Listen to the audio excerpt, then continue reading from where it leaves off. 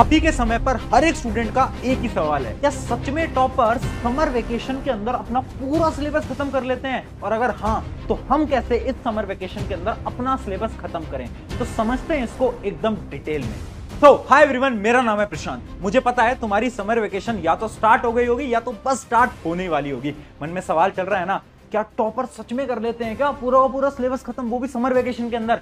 देखो यार, मैंने बहुत सारे टॉपर से बात करी यही तुम्हारा डाउट लेकर, क्या तुम सच में करते हो क्या इतना इजी है क्या इतना सारा सिलेबस खत्म करना? और पता है सभी टॉपर का सिर्फ एक ही आंसर आया। वो आंसर मैं यहां पर लिख भी देता हूं, और वो आंसर बड़े बड़े अक्षरों में था, NO, नो।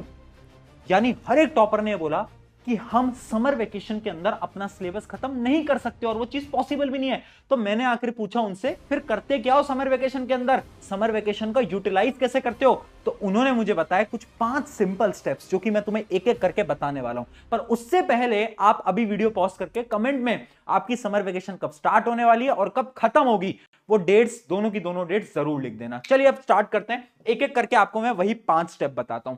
सबसे पहला स्टेप क्या था? Make weak subject strong.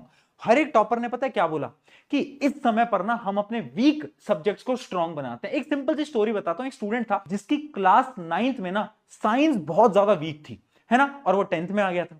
अब 10th में क्या आया, उसकी समर वेकेशन स्टार्ट हो गई। उस समर वेकेशन यानी उस 1.5 से 2 महीने के अंदर उसने अपनी साइंस पे काम करना स्टार्ट करा, यानी उसने अपनी साइंस पढ़ना स्टार्ट करा।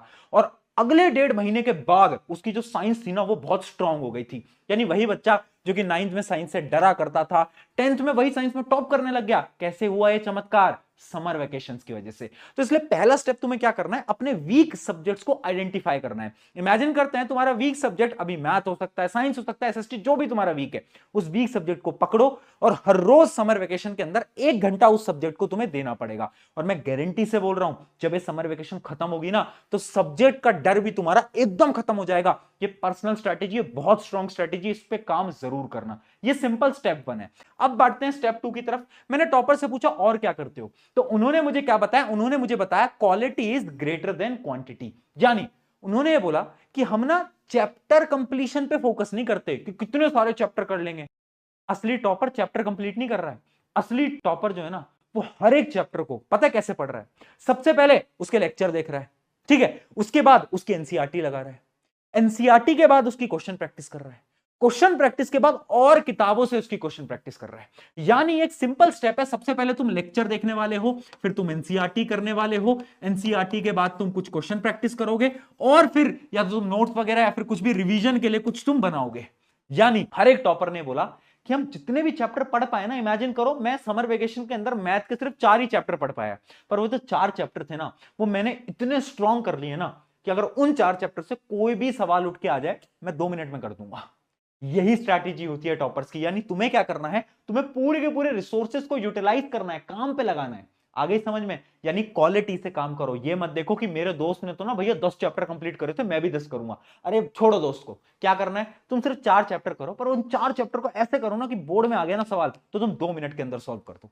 ठीक है, तो एकदम आपको क्या करना है, क्वालिटी पे फोकस करना है। अब बढ़ते हैं स्टेप नंबर 3 की तरफ। स्टेप नंबर 3 क्या है? स्टेप नंबर 3 है हैबिट फॉर्मेशन। और ये चीज ना इतनी इंपॉर्टेंट है जितना तुम सोच भी नहीं सकते।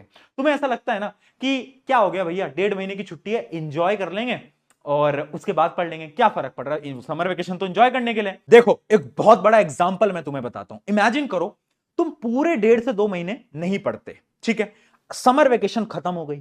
समर वेकेशन खत्म होने के 1 से 2 महीने के बाद तुम्हारे हाफ ईयरली एग्जाम स्टार्ट होने वाले हैं। अब हाफ ईयरली एग्जाम में बहुत सारा सिलेबस है, तुम्हें डेली मिनिमम 2 से 3 घंटे पढ़ना पड़ेगा, तभी तुम हाफ ईयरली सिलेबस को कवर कर पाओगे।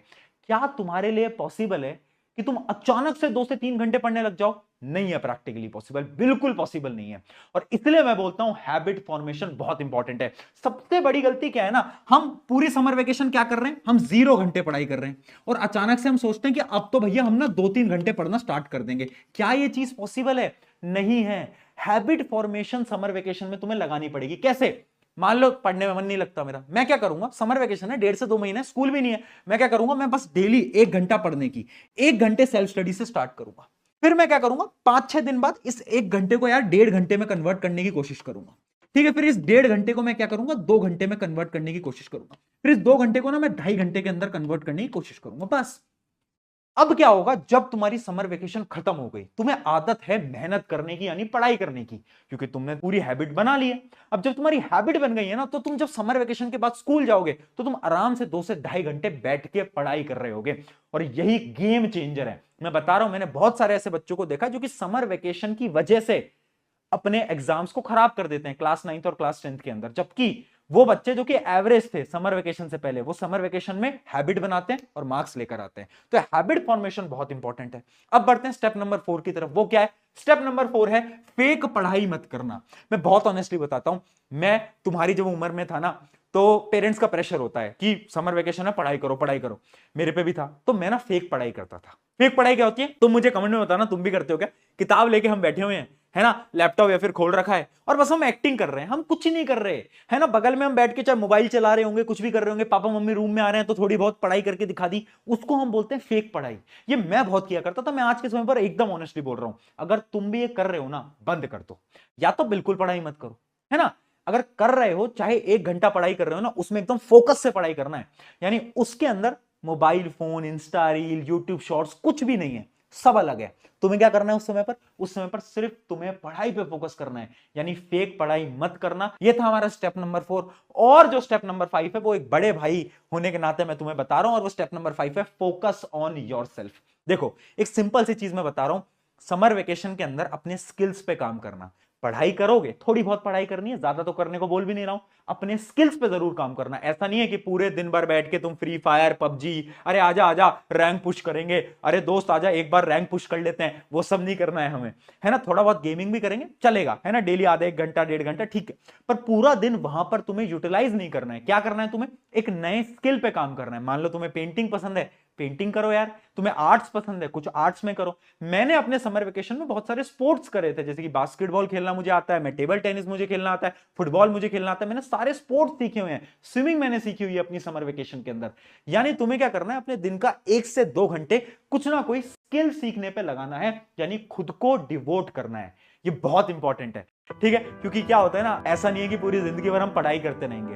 ये जो स्किल्स है ना, ये बहुत काम आने वाले हैं आपकी जिंदगी के लिए। तो याद रखना, गेमिंग वेमिंग छोड़ो, आप कोई स्किल सीखो, कोई ऐसा स्किल जिससे सच में तुम्हारी लाइफ के अंदर कुछ चेंज आने वाला है। तो ये कुछ 5 स्टेप थे। आई होप इन 5 स्टेप से तुम्हारी मदद होगी।